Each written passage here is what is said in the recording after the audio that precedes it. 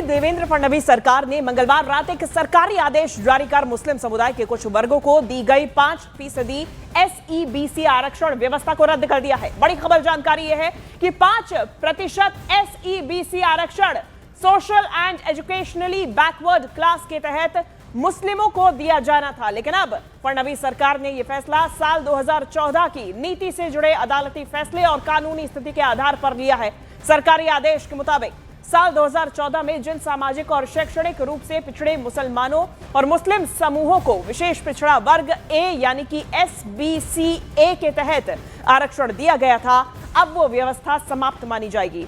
दरअसल मूल नीति जुलाई 2014 में लागू की गई थी, जब तत्कालीन अल्पसंख्यक कल्याण मंत्री नसीम खान के प्रस्ताव को कैबिनेट ने मंजूरी दी थी। इसमें नौकरियों और शिक्षा में 5% आरक्षण का प्रावधान था और पात्र लाभार्थियों को जाति और वैधता प्रमाण पत्र जारी करने के निर्देश भी दिए गए थे।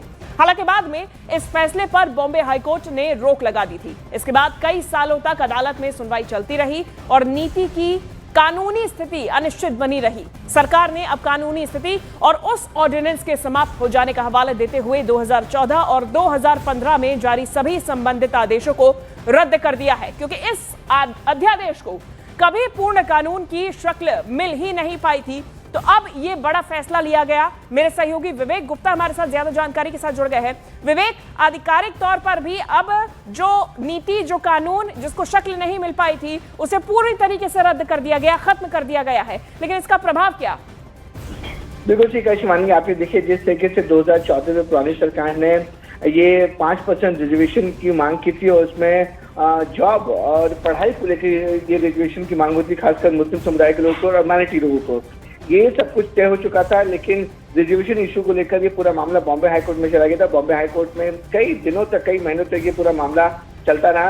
अब फाइनली महाराष्ट्र सरकार, जो मौजूदा महाराष्ट्र सरकार है, उसने बड़ा फैसला लिया है कि उन्होंने साफ तौर पर कहा है कि जो नियम कानून और जो रिजर्वेशन 2014 में बनाए गए थे वो नियम के तहत नहीं है, ऑर्डिनेंस में वो फिट नहीं बैठते हैं।